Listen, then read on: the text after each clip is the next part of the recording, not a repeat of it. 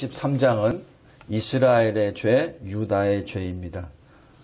여기 먼저 하나님의 택하심을 받아 하나님께 속한 이스라엘입니다.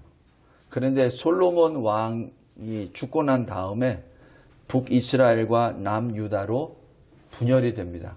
그래서 북이스라엘의 수도가 사마리아고 남유다의 수도가 예루살렘입니다.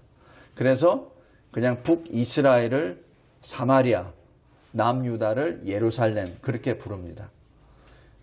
우리 남북한도 마찬가지입니다. 남한을 얘기할 땐 서울, 북한을 얘기할 때 평양 그런 식으로 표현을 합니다. 자, 그래서 여기 오홀라와 오홀리바라는 명칭이 나오는데 두 여자라고 했습니다. 두 여자는 한 어머니로부터 나왔다라고 얘기하죠. 그러니까 원래 이 형제입니다. 한 몸에서부터 나왔다는 것을 의미합니다. 오홀라는 사마리아요. 오홀리바는 예루살렘입니다. 뜻이 오홀라란 얘기는 그녀의 장막입니다. 그녀의 장막이라는 것은 바로 이 사마리아를 여성격으로 했기 때문에 그렇게 표현한 겁니다. 근데 그 뜻이 자기 마음대로 성소를 만들어 버립니다. 왕이 자기 마음대로 제사장도 세우고 자기 마음대로 하나님께 예배드리는 그 날짜도 자기 마음대로 정해버립니다. 악한 것이죠. 그래서 궁극적으로는 사실 그거는 성소가 될 수 없는 것이요. 단과 베델 그리고 하나님께 예배드리는 것이 아닙니다. 그런데 사마리아 오홀라는 그렇게 했습니다. 오홀리바는 예루살렘입니다. 나의 장막이 그 여자 안에 있다는 얘기죠. 그러니까 하나님의 성막이 예루살렘 안에 있다는 뜻입니다. 그러니까 예루살렘에 모여서 하나님께 예배를 드리는 것이 하나님의 뜻입니다. 자, 그런데 하나님을 반역하고 말씀을 버리고 우상을 쫓아갑니다. 그 결과 하나님의 심판이 내립니다. 먼저 5절에서 10절. 이스라엘의 죄가 뭡니까? 북이스라엘이 하나님 대신에 아수르를 의지합니다. 그것이 배도입니다.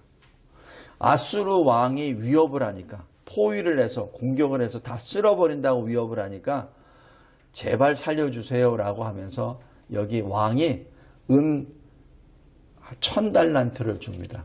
제가 대략 계산해 봤어요. 은 1000달란트가 현재 우리 돈으로 대략 5천억 됩니다. 5천억. 0.5조 원. 그것을 주고 그 다음에 이 아수르로부터의 그 공격을 막습니다.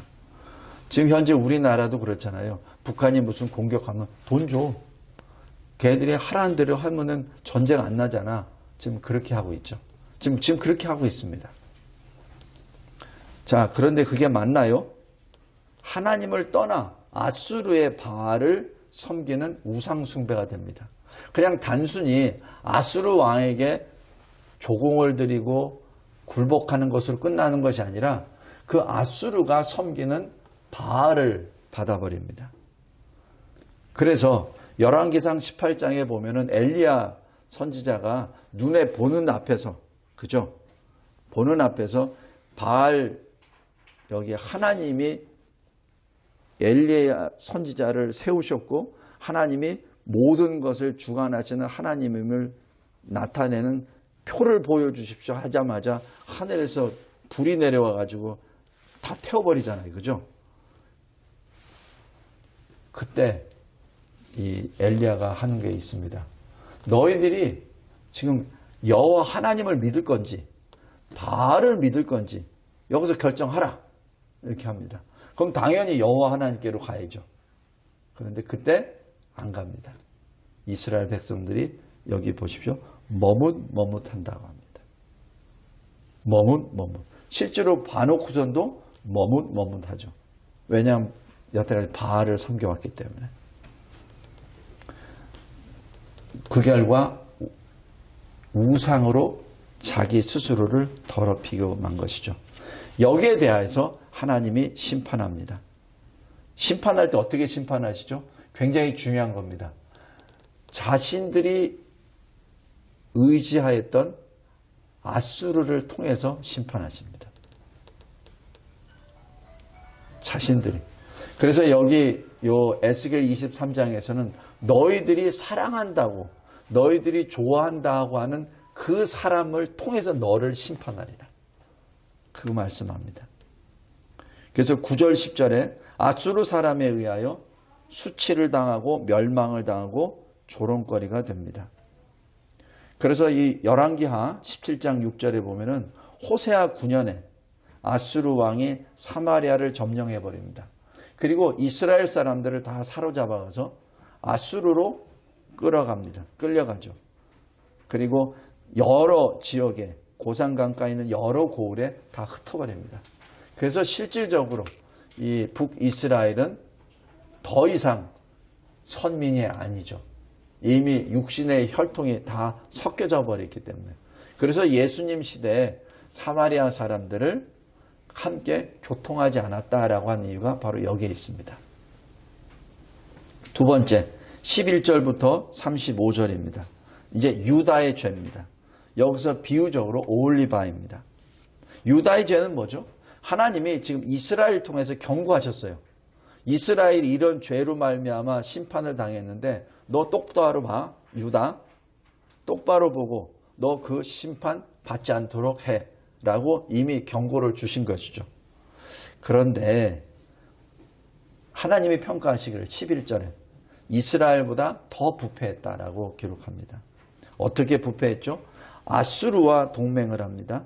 바벨론과 동맹을 합니다.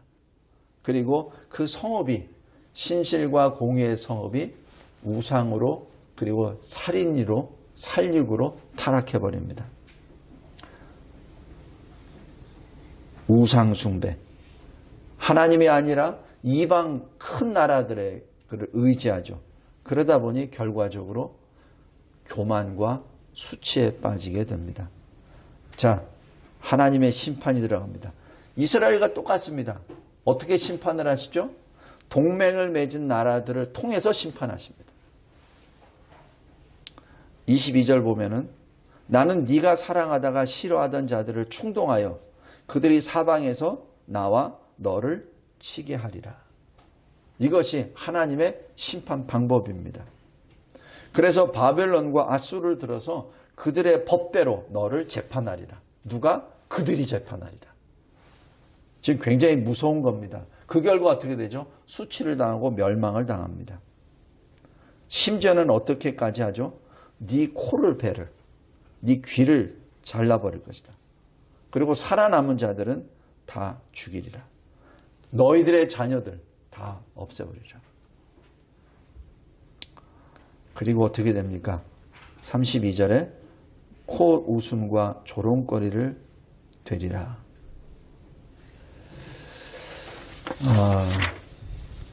왜 이런 심판이 나왔습니까? 왜 하나님께서는 이 심판을 하셨습니까? 목적이 있습니다.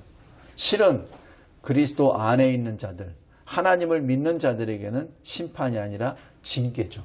왜? 이 심판과 이 징계를 통해서 회개를 하고 고치는 개혁이 이루어지기 때문에 그렇습니다.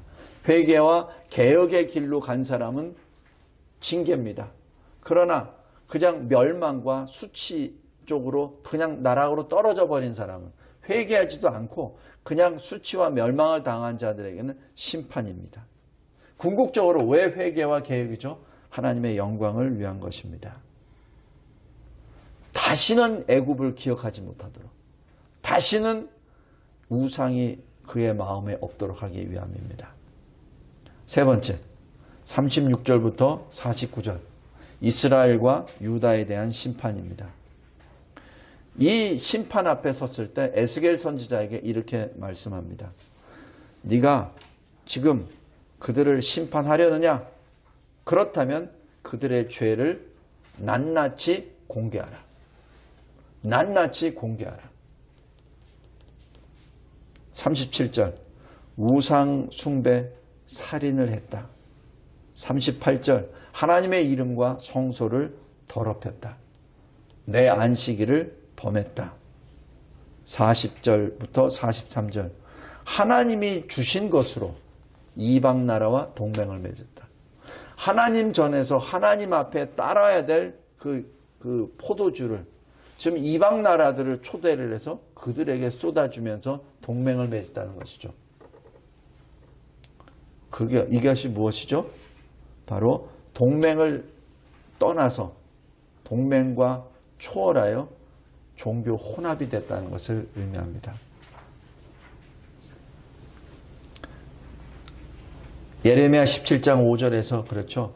사람을 믿으며 육신으로 그의 힘을 삼고 마음이 여호와께서 떠난 그 사람은 저주를 받을 것이라. 45절에 이제 에스겔 선지자에게 이렇게 말합니다. 이제 나오라. 내 포도원 사이에서 무엇이 옳은지 판단하라. 그러면서 이렇게 말씀합니다. 바벨론과 아수르가 사람들을 보내어 그들을 돌로 치며 칼로 죽이고 자녀도 죽이고 그 집들도 불사르리라. 46절 47절입니다. 48절 너희 음행을 본받지 아니하리라. 그리고 49절 모든 우상을 위하여 행했던 그 죄에 대하여 내가 심판하리라. 그리고 마지막 결론 내가 주 여호와인 줄 너희가 알리라. 지금 이 말씀이 굉장히 무서운 말씀입니다. 그런데 중요한 것은 왜 하셨냐는 얘기죠. 그냥 심판하시면 되는데 왜 말씀을 주셨냐는 얘기입니다. 심판하시면 되는데 왜 굳이 그들의 죄를 낱낱이 다 들춰내십니까? 왜 지금 이게 곰팡이가 많이 있잖아요. 그죠? 근데 곰팡이를 제거하기 위해서 어떻게 하죠? 방법. 아파트를 부신다.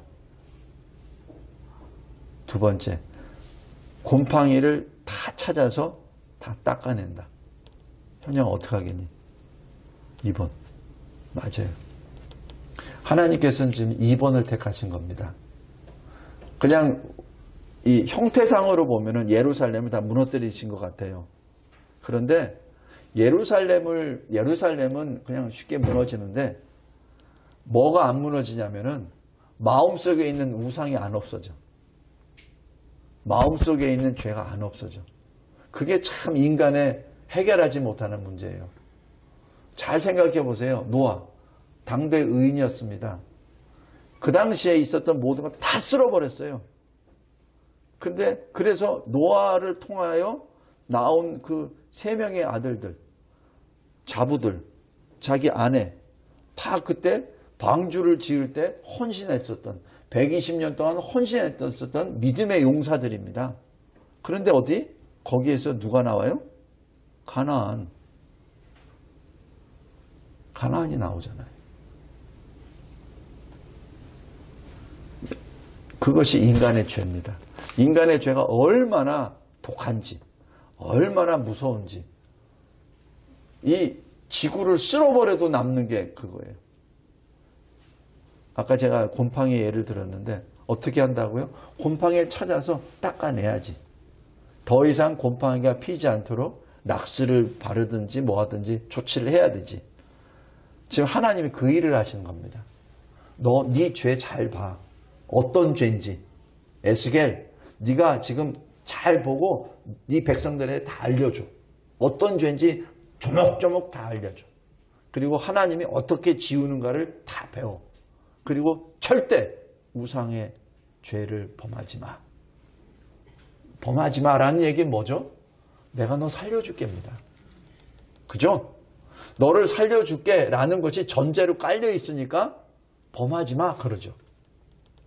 더 이상 이 애굽의 우상에 애굽에서 우상질 했던 거 기억나지 않게 할 거야. 그 얘기는 뭐죠? 내가 너 살려줄 거야. 그것이 전제로 깔린 겁니다. 그래서 여기 에스겔 23장이 실은 굉장히 무서운 장인데, 비참한 장인데, 실은 그 비참한 장 저변에는 구원의 메시지가 계속 깔려 있습니다. 그거를 봐야 됩니다.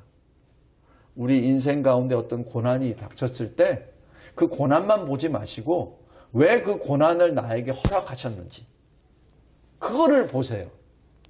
그랬을 때는 고난 가운데 주님이 나를 붙잡고 지금 이 고난을 지금 이겨나가고 계시는 거예요. 이 고난을 통하여 내가 해결해야 될 문제, 근데 내가 해결할 수 없는 문제, 그것을 계속 들춰내 주시거든요.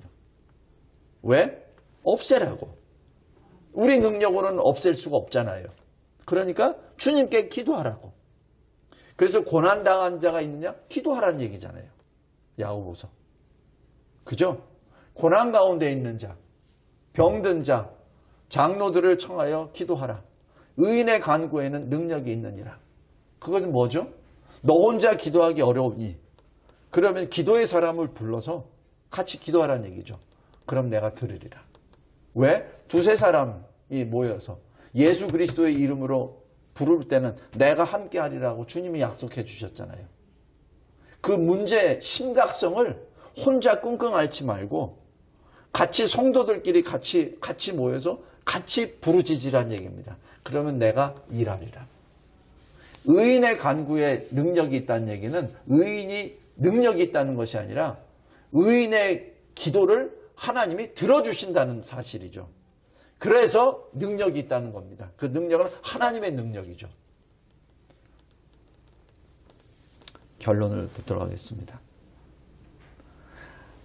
무엇이 그렇게 심각합니까? 하나님을 떠난 죄, 하나님을 버린 죄, 그것이 그렇게 심각하고 위험하고 우리를 비참하게 만든다는 겁니다. 하나님을 버린 죄가 모든 죄의 시작이요 끝이요. 모든 죄의 전부입니다. 사람을 왜 죽였죠? 하나님을 떠나니까. 왜 탐심이 생겼죠? 하나님을 버렸으니까. 왜 자꾸 자기 것도 아닌데 자기 거라고 거짓말하죠? 하나님을 떠나버렸으니까. 가룟 유다가 어떻게 예수를 팔게 됐죠? 예수를 떠났으니까. 자기 동생 아벨을 쳐 죽인 가인이 왜 끝까지 회개하지 않고 갔죠? 여호와 앞을 떠났으니까. 하나님을 떠나면 더 이상 회복이 없습니다. 지금 그것을 지적한 겁니다. 하나님을 제외한 정치, 외교, 동맹 모든 것들 다 힘 있는 것 같죠? 아닙니다. 하나님을 떠난 정치, 동맹, 외교술 의미가 없습니다. 오늘 봤잖아요. 아수르를 의지하니까 아수르를 통해서 심판을 받아. 바벨론을 의지하니까 바벨론을 통해서 심판을 받아. 그것이 죄인의 속성입니다.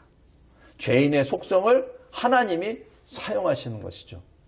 바벨론의 마음을 뒤틀어서 공격하게끔 하신 것이 아니라 바벨론이라는 그 짐승의 속성이 잡아먹는 속성이 있기 때문에 거기에는 짐승에는 양심이 없어요. 그래서 그냥 잡아먹어버립니다. 처음에는 자기가 약할 때는 약간씩 이렇게 대접을 해요. 그러나 자기가 강할 때는 그냥 덥석 먹어버립니다. 지금 그것을 지금 여기서 말씀하는 겁니다. 이 시대에도 마찬가지입니다. 지금 당장 정권을 유지하기 위해서 공산주의자들과 같이 손을 잡는 게 좋을 것 같아. 그래야 저 무지몽매한 국민들도 속일 수도 있고, 그리고 전쟁도 안 일으키니까 당연히 전쟁 안 일어나죠. 다 허리띠 다 풀러 제끼고 다 주는데 왜 전쟁이 일어납니까? 열을 달라면은 열에다가 열만 나면 되겠습니까? 열 더 줄게요. 막 이래버리잖아. 그죠? 전쟁이 날 필요가 없지. 하라는 대로 다 하는데 왜 전쟁을 일으켜요? 그러나 오늘 말씀 뭐죠? 그렇게 따라간 나라, 그렇게 협상한 나라에 의해서 심판을 받습니다. 그것이 북이스라엘과 남유다입니다. 세상 사람들은 그걸 역사적으로 해석하죠. 정치적인 어떤 구도나 윤리로 해석을 하죠. 그러나 하나님은 말씀하십니다. 내가 그렇게 했다. 내 백성 유다는 그 일을 통하여 내가 여호와인 줄 알리라. 그것이 하나님의 논법입니다. 하나님의 방법입니다. 이 시대를 살면서 하나님의 눈으로 보기 바랍니다. 하나님의 눈으로. 그럼 지금 당장 어떻게 돼? 우리가 할 거 아무것도 없어요. 말씀으로 깨닫고 지금 하나님이 무엇을 요구하시는지 그걸 보고 각자 자기가 맡은 그 분야에서 하나님의 주신 말씀의 빛을 발하면 됩니다. 저는 목사로서 이 강단에서 이 강단이 언제까지 허용될지는 모르나 계속 설교하면 됩니다. 주변의 사람이 듣든지 안 듣든지 주변의 동료 되시는 분들이 나에게 손가락질 하든 말든 계속해서 하면 되죠. 두 번째, 하나님의 심판입니다. 하나님의 심판은 내가 의지했던 것을 통해서 심판하십니다. 우리가 의지했던 것, 우리가 사랑했던 것을 통해서 심판하십니다. 그 결과 어떻게 되죠? 히브리서 12장 1절 2절입니다. 그러므로 모든 무거운 것과 얽매이기 쉬운 죄를 벗어버리고 인내로써 우리 앞에 당한 경주를 하며 믿음의 주요 온전하게 하시는 예수를 바라보라. 여기서 중요한 건 예수를 바라보라 전에 뭐죠? 네가 앞에 달려야 될 것은 달리란 얘기죠. 하는 거 아무것도 안 하고 나 이제 예수님이 다 하신다 그랬으니까 손 털고 그냥 예수만 바라보는 게 아닙니다. 여기 잘 보세요. 인내로써 우리 앞에 당한 경주를 하며 내가 달려갈 길은 계속 달려가라는 얘기입니다. 달려갈 때 어떻게? 예수를 바라보며 달려가라는 얘기입니다. 말씀을 맺겠습니다. 무엇이 죄라고요? 하나님을 떠나는 것.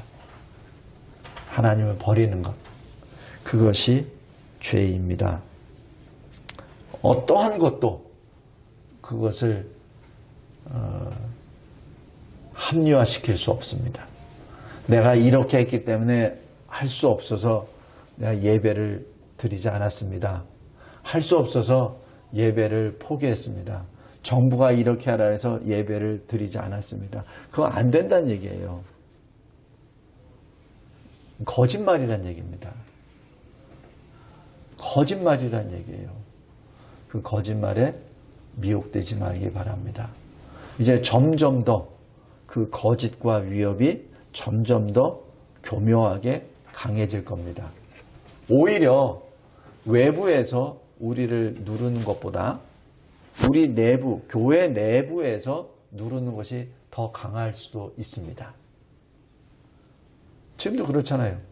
왜 니네 교회만 그래? 니네 교회만 교회야? 그럼 뭐 니네 교회는 교회고 우리는 다 교회 아니야? 너만 목사야? 그렇게 해요. 너만 신학교 나왔어? 나도 신학교 나왔는데?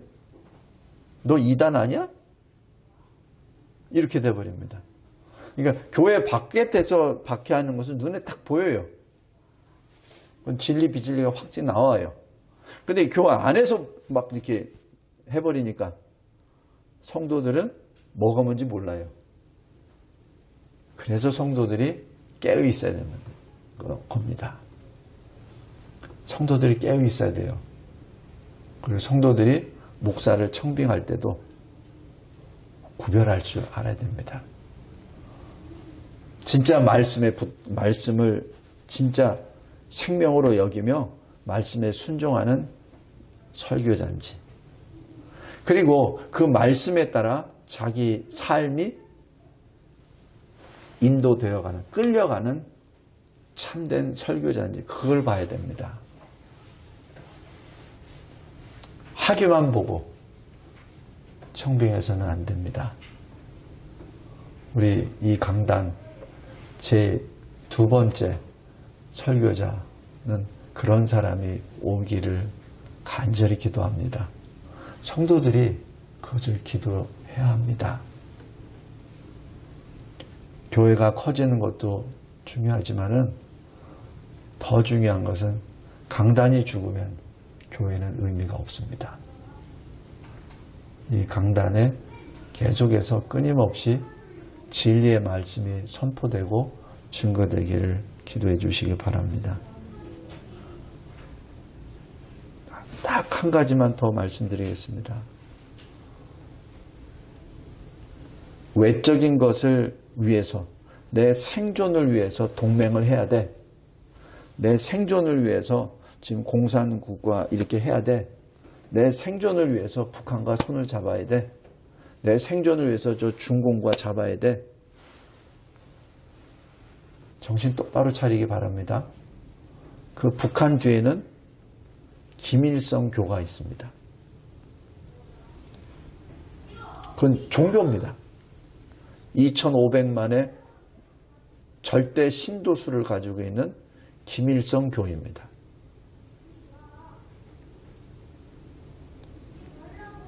김일성 교예요.